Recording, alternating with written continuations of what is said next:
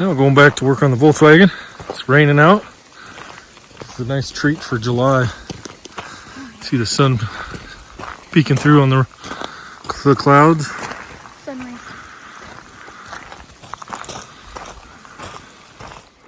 All right, just got back from our third or fourth test drive, and that was a success in terms of the timing issue that we've been having. We got it up on jack stands because we got a few drips down there we got to look for. I believe it's the power steering cooler hoses might need to be checked. And then we're gonna top off the transmission fluid now the transmission's warmed up, and we're gonna try to calibrate the steering angle sensor because we do have a code and the stability control light is lit up on the dash. So we tested to check the codes and it comes up as steering angle sensor. Used my scan gauge and was able to verify the sensor is working, but I believe because we changed out tie rod ends and such on the front that we need to calibrate it. So we're going to try calibrating it. It's got to be up off ground anyways, and then we'll do a good inspection. But what we ended up finding the problem being is these little turds. So these are the camshaft position sensors, and we purchased two new ones. They were, I have to look up the brand. I'll get that and put it onto the video. But put two new ones in there because I knew I was going to have it apart, and they're, I think, not that expensive. And we were getting a camshaft circuit fault. I think it's P0366.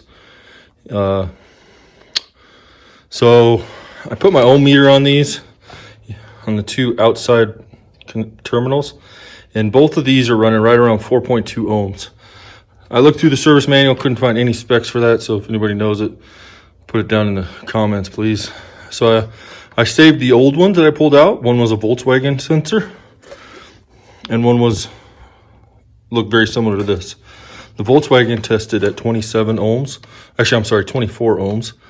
And the other one was really strange. It tested at, when you first connected, it was 100 ohms. Then it would drop down by 10, 20 ohms at a time, stay around 25, 27, then drop down to 5. So we said, well, no consistency. We went ahead and put both the old ones back in, and that not getting the timing in code anymore. So we drove it quite a bit, put it under acceleration and everything else, although we do have some other issues. I believe the carrier bearing on the rear driveline is going out. We got thudding noises on acceleration, stability control light, and a couple other little things. So we just got to work out some kinks. Now that we're able to actually drive the car under a load and everything else, then we're gonna find other things wrong with it. But at least we got the main timing issue fixed. So right now, like I said, we got it up on 4 jack stands, so we can crawl in there, do a good inspection, and top off the transmission fluid because we did change the fluid and the filter on that. So, all right, let's get to it. All right, so we got the replacement subframe bolts in. Again, these are the Ford subframe bolts, and threads were damaged on both. And this one's not as bad as the other side. It's pretty good corrosion in there. But yeah, we got the replacement ones in. We're looking for the part number. I believe it's the this is the Volkswagen number, N90998702. So, all right, I'm gonna put this side in and then pull out the other side. All right, here's the other one. See how damaged it was. Actual, look at the difference in the tips. So I'm guessing somebody used this to line up the subframe. It wasn't quite lined up, and that's what happens. So we'll get the new one in there. Should be secure. All right, so we got a few more things we need to replace. And then on our first test drive, we had a vibration in the driveline.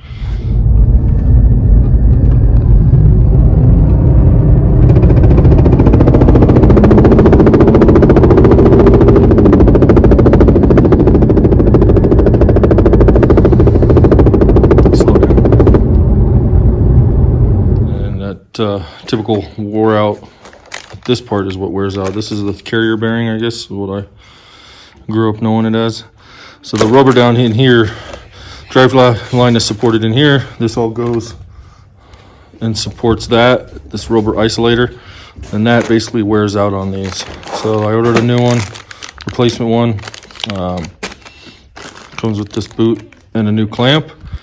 So we're gonna put that on, pull up the Driveline and try to get that on. And then this is one of our AC lines. This is a used one I bought off of eBay because the one on ours, actually on this end, has a leak right here. So it didn't pass my vacuum test, so we got that. So we're gonna try to get all 3 of these things on there and take it for a test drive, see how she goes. Okay, so we got the Driveline out of the Touareg. I'll just take 3 bolts out of the front, and then the, I don't know, what is that, 2, 4, 6 bolts out of the rear. But you can see how it's damaged in there, it's wore out. Shouldn't be able to do that. Here's the new one right next to it. So knowing now, if I pull the engine, I'll be checking this, because half the Driveline was already out when I had the engine out. So when I do the other 2 Touaregs, when I pull the motor, I'll be checking this, maybe even just replacing it just as precaution. Because all I would have had to do is remove 6 bolts on the support to the frame. These are number 16 metric bolts, and then the 6 bolts on the rear, and it would have slid out nice and easy. All right, so I'm gonna see about taking this joint apart. I think if I remember right, there should be a circlip or something in there, so I'm gonna take a look and see what we can do. Okay, so we took the bolts off. The 2 bolts. I don't know if it matters, but I just put an arrow to the front, and then I marked which way the bearing. So the bearing should sit like that. This one going to the front. So now we gotta remove this cap here. So we're gonna try to. This is metal. The new one replaces all that, so there's no threads or anything on it. Looks like that should just tap off, and should be the, I think inside here is where that clip is, so we'll get that off. Jenny, you got it apart? All by herself too. All right, so we didn't record this because it was took all 2, 4, 6, 8 hands. So you can tell Volkswagen never made this as a serviceable item, I don't think. This piece is crimped over here. Some guys show using an angle grind, but there is an O-ring here, so I'd be cautious of damaging it. So we just took a screwdriver, an older screwdriver you don't mind hammering on, using it as a chisel, because none of my chisels would work. And we just kind of get it inside the lip and then pry it up. Kind of chewed it up there when I tried using a punch. So the screwdriver method worked best. We just kind of worked it all the way around the edge and pry it up. It doesn't have to pry it much. You're only looking at like a hair of an inch. And once it gets pried up, then that allows you to pull this back. Once you pull it back, you're gonna see this snap ring. It's gonna be sitting on this groove right here. See if you can see it. So that snap ring, so you gotta reach back, and we use the 2 picks and spread it. And then you'll have somebody pulling on that end, somebody spreading the snap ring, unless you have a good vise setup. Ours isn't available right now, so. And then we had somebody on this end, and then I used the hammer and just hit against the flange here on the bolt. And after about 4 or 5 hits, she separated.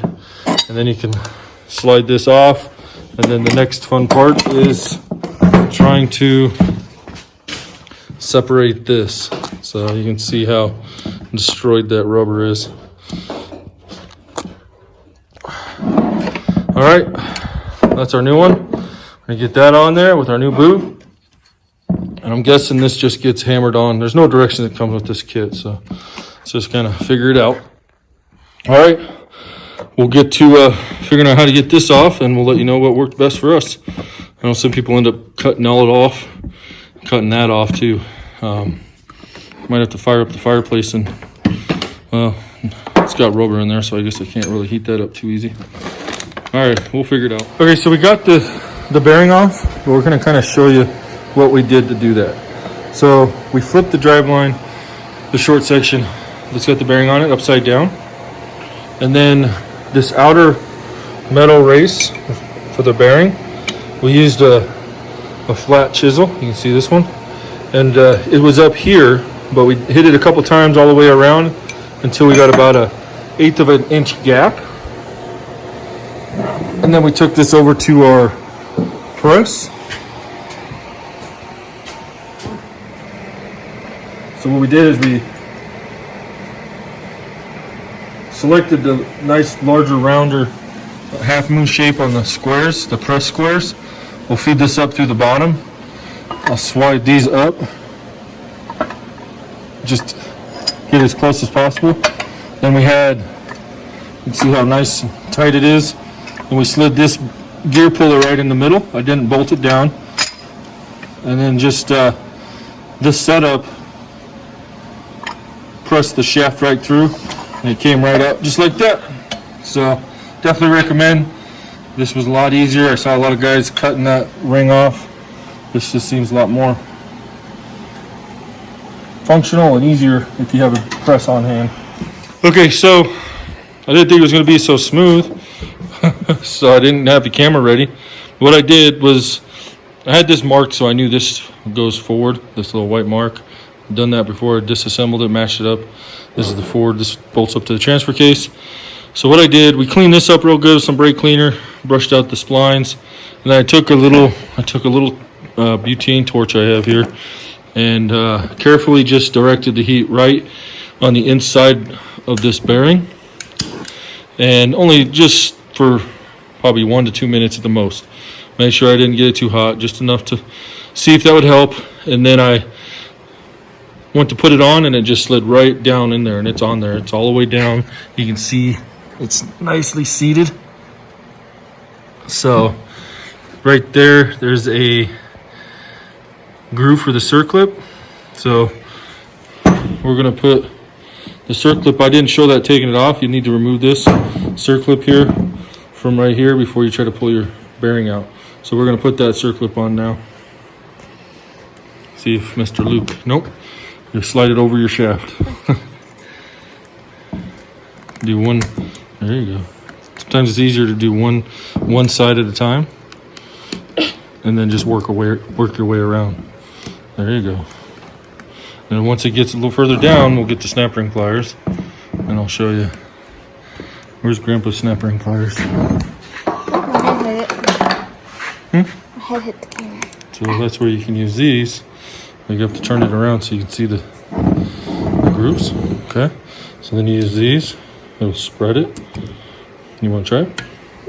It'll be kind of tricky. So once it spreads, you're just pushing down, like you can push down on the back. Did you get it close? There you go. And then you just make sure. Look at that, huh? She's in there. So we're just gonna put some grease inside of this boot. So when we go to slide it on, it's not gonna get bound up. And then before we do that too, we're gonna probably put a bunch of grease on this shaft. Might as well. Actually, you know what? This is probably not the smart idea. So I'll have to edit that out. Put this down. Goes all the way down nice and easy. I'm not going to put the clamp on it until we put the rest of the joint together. We'll put the clamp on last. So now I'm going to fill this shaft up in this area with grease, and then we'll clean the other half of the axle. See if we can get... Okay, so we clean this up. We make sure we make note of our paint marks. We're going to line that up. So hopefully this should just slide in. Maybe, huh? What do you guys think? I think it did. Okay, I'm going to tip it up like this. There we go. There we go. So we'll tap this so it goes seats itself. But we should be good. We'll give it a so cockeyed, Dad. Yep, it's in there. So now our shaft is together. It looks cockeyed there. Yep. This is just the boot. So what we can do is we'll get a rubber mallet and tap it on until it gets past the O-ring. and then it should be seated. So let me go get it.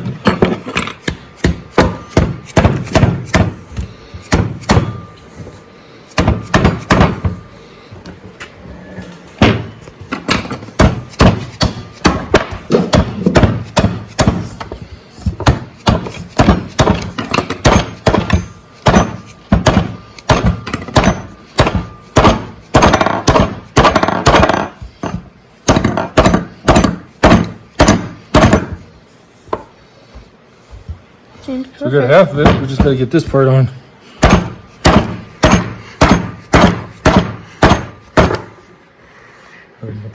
All right, so we're all together. So just to recap what we did, we slid this bearing onto the short shaft. Then we slipped this collar with the rubber boot on to it. We did put some grease on there on the inside, and then we greased up the splines really good. We mated these together, lining up our marks that we made previously before taking it apart. And then we filled it with a grease. We filled this whole cup with grease, and then just used our rubber mallet right there and tapped this collar all the way on. When you do slide the splines together, you'll feel it kind of lock into a groove, and then you'll want to just kind of pull it back and forth to make sure she is locked. So once I did that, we filled it full of grease, hammered it on there, and then they say to hammer all the way around. It's a tight fit. I can't see it coming off, but we went ahead and just every inch or so put a dimple in there with the punch. So, and then we installed our clamp here, probably just to keep dust and moisture out. And that's it. She's ready to go. Rubber bushings in. Looking good. I think we'll go install it on the car, and that'll be done. We'll be able to take it off jack stands. We got the new air conditioning line on. All right, going for our first test drive. So we don't have any lights on the dash. Seems to be running pretty good. Still need to finish charging the air conditioning system, but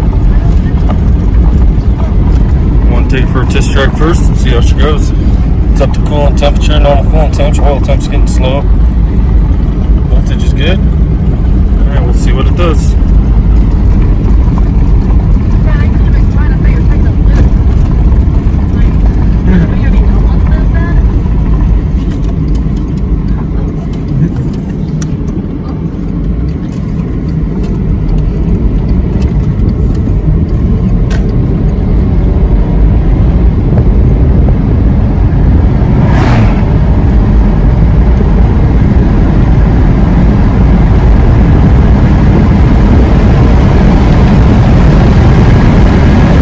Two successful test drives.